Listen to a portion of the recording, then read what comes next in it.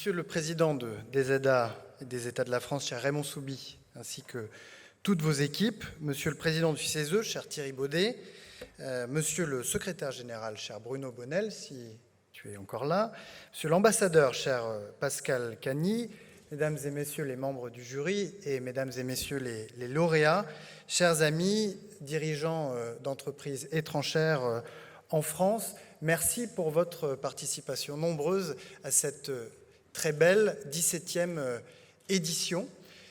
Je suis venu pour ma part vous adresser deux messages, un message de fierté et un message de gratitude. Le message de fierté, c'est que, comme vous le savez, parce que j'imagine que cela a été rappelé lors de vos débats tout au long de la journée, la France est, pour la 3e année consécutive, le pays le plus attractif pour les investissements étrangers en Europe. Qui aurait imaginé, il y a quelques années encore, que cela était possible? Quand on parlait de la France, on pensait à un pays magnifique, avec la Tour Eiffel, les chefs étoilés, mais avec des impôts très élevés, un marché du travail particulièrement rigide et une administration pointilleuse. Si nous sommes parvenus à atteindre ce premier rang en matière d'attractivité, c'est parce que sous l'impulsion du président de la République, le climat a changé et que nous avons pris ces 5 dernières années un certain nombre de mesures pour adresser un certain nombre des reproches qui étaient faits à notre pays en matière d'attractivité et de développement économique. Je le sais pour avoir siégé au Parlement lorsque nous avons pris un certain nombre de ces lois, que nous avons pris un certain nombre de ces règlements qui ont changé le contexte et vous ont permis aussi de développer vos activités plus dans de meilleures conditions que ce qui était le cas auparavant. Je pense évidemment à la baisse des impôts, à commencer par la baisse de l'impôt sur les sociétés qui est passé progressivement de 33% à 25%, comme vous le savez, et la baisse d'un impôt du premier jour de l'impôt sur les sociétés du premier jour du quinquennat jusqu'au dernier, ça n'a l'air de rien, mais ça ne s'était jamais produit dans les 2 ou 3 quinquennats précédents. Parce qu'on avait cette fâcheuse habitude en France de baisser les impôts au début, puis de les augmenter à la fin, ou de faire l'inverse. Nous avons aussi supprimé et transformé l'impôt de solidarité sur la fortune, qui a eu un effet psychologique assez important. Nous avons basculé une partie des cotisations salariales sur la CSG pour rendre plus attractif le travail. Et puis un peu plus tard dans le quinquennat, nous avons pris cette décision qui était attendue de longue date, de baisser notre fiscalité de production, qui constitue un écart de compétitivité très important par rapport aux pays voisins qui systématiquement parvenaient à attirer certains des investissements des groupes que vous représentez plutôt que de les attirer en France. Réforme du marché du travail ensuite, avec les ordonnances Pénicaud qui ont apporté un petit peu de souplesse, un petit peu de bon sens dans le fonctionnement du marché du travail, et en parallèle, une réforme très ambitieuse attendue depuis des décennies de la formation professionnelle et de l'apprentissage. Nous avions 250 000 apprentis en France en 2017, un chiffre qui semblait avoir atteint un plateau. On disait partout que l'apprentissage, ce n'était pas compatible avec la culture française. Nous sommes aujourd'hui au-delà de 700 000 contrats d'apprentissage signés. Et l'ambition du président de la République, de la Première ministre, c'est d'atteindre le 1 million d'apprentis signés. Nous avons réussi à gagner cette bataille culturelle. Nous avons fait une révolution culturelle en matière de formation professionnelle et d'apprentissage. Parler aussi de la loi Pacte que Bruno Le Maire a portée et qui, elle aussi, est venue déverrouiller un certain nombre de choses qui bloquaient la croissance et le développement des entreprises. Je pense en particulier à l'une des mesures qui me paraissait peut-être la plus efficace et la plus conforme à ce qui pouvait être attendu d'entreprises en croissance, qui est celle de n'appliquer ces fameux seuils avant lesquels les entreprises, ou en dessous desquels les entreprises cessaient leur croissance de peur de les franchir, en appliquant les obligations qu'à condition d'avoir franchi le seuil pendant 5 années consécutives. La loi Pacte a notamment fait cela, mais elle a aussi simplifié les créations d'entreprises, comme vous le savez. Évoquer évidemment le grand succès de la French Tech. La French Tech va fêter l'année prochaine ses 10 années, mais ces 5 dernières années, elle s'est particulièrement développée. La French Tech, c'est d'abord une mission au sein de la Direction générale des entreprises qui travaille au quotidien à faire le lien entre ces entreprises jeunes, innovantes, de forte croissance et l'administration. Mais c'est aussi des communautés et des capitales qui sont installées sur l'ensemble du territoire. J'imagine que certains d'entre vous les connaissent parce qu'elles participent au rayonnement de cette marque de la French Tech en animant les écosystèmes locaux. Et puis c'est enfin un certain nombre de labels qui sont désormais bien connus, le Next 40, le French Tech 120, qui ont donné ce petit supplément de visibilité à nos entreprises en forte croissance qui en avaient besoin pour convaincre leurs clients, dont certains d'entre vous font partie, mais aussi leurs financiers. Et puis peut-être terminer avec cette innovation majeure, et c'est le député ou l'ancien député de Versailles qui va en parler, qui est Choose France, qui est un événement majeur, qui parle, je dirais, le génie, si l'on peut dire, du président de la République à trouver, à se placer sur le chemin qui a emmené les dirigeants jusqu'à Davos, et puis désormais à trouver son propre rythme et à constituer un nouveau rendez-vous très important de rencontre entre les investisseurs étrangers et puis tous les acteurs de l'écosystème français. Et les résultats de tous ces efforts que nous avons fait, mais que vous avez fait aussi, puisque vous êtes nos meilleurs ambassadeurs, n'est-ce pas Pascal, auprès des directions des grands groupes que vous représentez, ils ont fini par porter leurs fruits. Je parlais du record s'agissant de l'apprentissage, mais je pourrais parler aussi du record de création d'entreprises. Savez-vous que l'année dernière, il y a eu 1 million de créations d'entreprises dans notre pays. Là aussi, c'est un record tel qu'on ne pouvait même pas l'imaginer il y a quelques années encore. On peut parler évidemment des records en matière de taux de chômage, puisque le taux de chômage est au plus bas depuis 18 ans, le taux de chômage des jeunes est au plus bas depuis 40 ans, et le taux d'emploi est au plus haut depuis qu'on le mesure. Tout cela, c'est évidemment une grande satisfaction. Parler aussi du nombre d'usines qui se remettent à ouvrir dans notre pays, qui a connu, comme bien des pays occidentaux, une baisse de l'emploi industriel qui semblait irréversible, qui s'est interrompue en 2017. Et grâce à vous notamment, les usines réouvrent enfin dans notre pays. Et puis citer enfin ce record en termes de licornes, qui sont non pas des animaux mythiques, mais bien des jeunes entreprises qui atteignent un certain niveau de valorisation, qui atteignent le milliard d'euros de valorisation. En 2017, c'est simple, il y en avait 3 en France.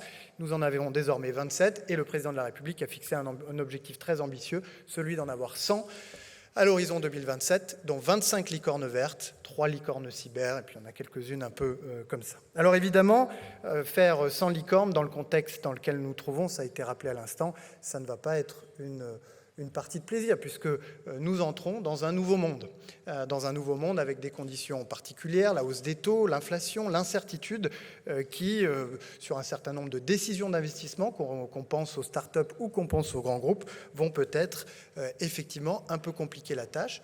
Mais comme l'ont dit Bruno Le Maire, comme le répète la Première ministre et le Président de la République, nous allons continuer de réformer notre pays pour garder notre rang de premier pays d'attraction des investissements étrangers. Et nous avons déjà commencé à le faire puisque nous avons mis sur les rails la réforme de l'assurance chômage qui va garantir que le travail rémunère toujours plus que l'inactivité. Nous allons poursuivre les baisses d'impôts avec la suppression en 2 ans de la CVAE, qui est cet impôt de production qui constituait l'essentiel de notre différentiel de compétitivité avec l'Allemagne notamment, mais d'autres pays européens également. Nous allons, maintenant, une fois que nous aurons réduit l'écart de coût du travail et puis, je dirais, coût complet avec les impôts de production, nous allons aussi nous attaquer au délai d'installation en matière industrielle dans notre pays, parce que sur ce sujet, nous avons un petit retard encore à rattraper.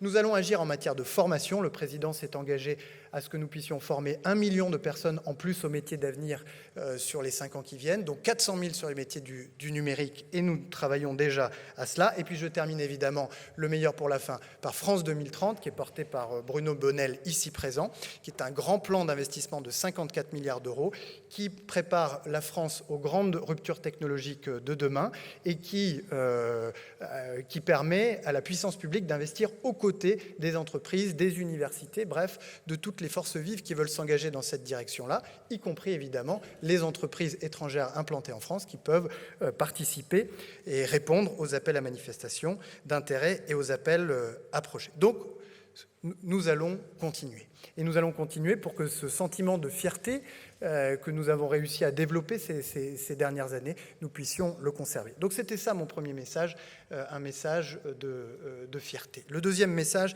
c'est évidemment un message de gratitude à l'endroit de tout ce que vous faites au quotidien pour faire rayonner la France et pour lui permettre d'avancer et de grandir. Et les prix qui viennent d'être remis en sont la parfaite illustration, parce que ce sont des emplois, ce sont des investissements, mais c'est aussi un engagement en matière sociale et sociétale, un engagement en matière environnementale. Et lorsque vous prenez des actions comme celles que vous prenez dans vos territoires, vous montrez l'exemple et vous donnez à voir aux entreprises de France, aux TPE, aux PME, aux ETI, les meilleures pratiques et soyez-en remerciés.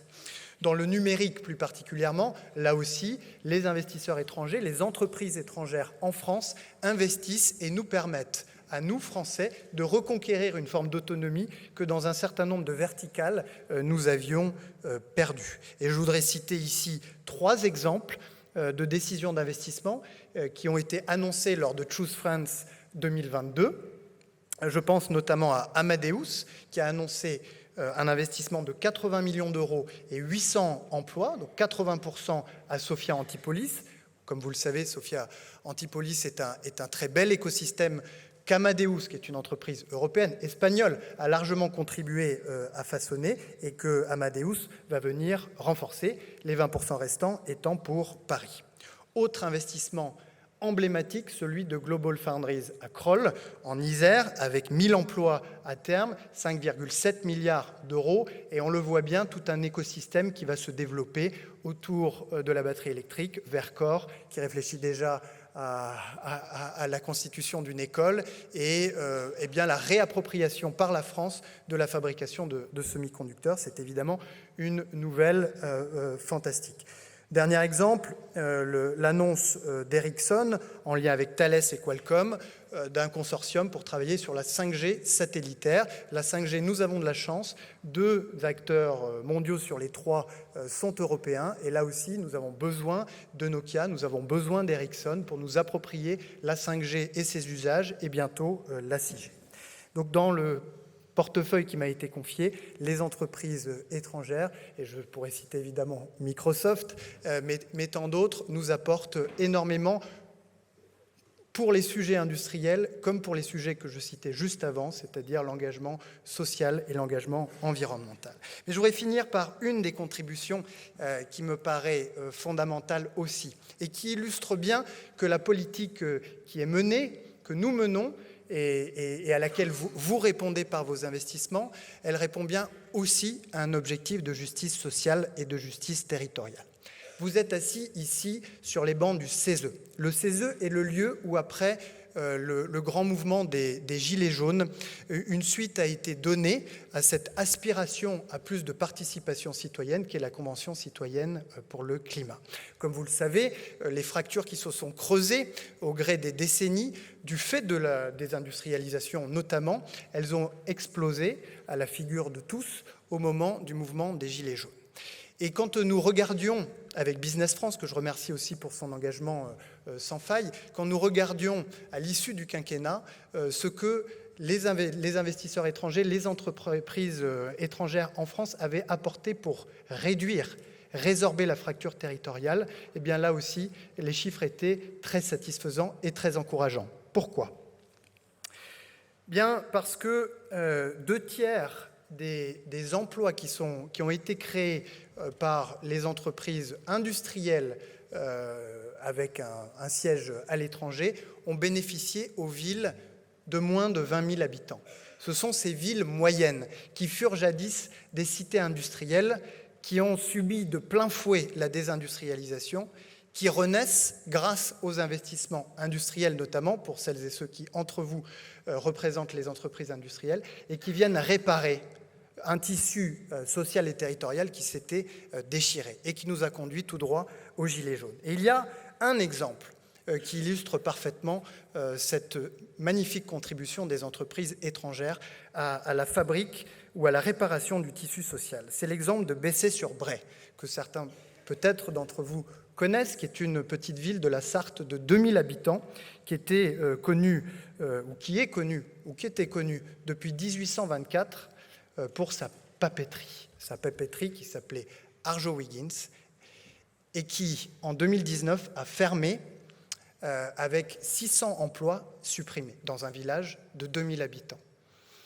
C'est évidemment ce type de drame, même s'il y a toujours des raisons qui peuvent les expliquer, qui peuvent projeter des territoires dans une spirale de déclin dont ils mettent ensuite des décennies à se remettre. Eh bien, en 2021, c'est un groupe canadien qui disposait déjà d'une implantation en France, dans les Pays de la Loire, à Angers, qui est venu avec un investissement de 40 millions d'euros et 300 emplois, reprendre la papeterie d'Arjowiggins pour y installer une fabrique de gants nitriles qui auparavant était importée d'Asie, comme chacun s'en souvient, puisque lorsqu'au moment du Covid, on s'est demandé, tiens, comment fabrique-t-on des masques, comment fabrique-t-on des gants? On s'est retourné et on s'est aperçu que plus personne dans notre pays ne savait le faire. Et donc cette opération montre à quel point les investisseurs étrangers, les entreprises étrangères viennent nous permettre, à nous la France, de grandir et de nous réapproprier un certain nombre de savoir-faire quand ils ont disparu, mais aussi comment, territoire par territoire, nous parvenons à reprendre du terrain sur ce déclin industriel qui a provoqué tant de tensions au travers de notre pays. C'était le deuxième message que je voulais vous adresser, un message de gratitude. Encore une fois, un grand bravo aux organisateurs de cette belle journée et aux lauréats, et à très bientôt.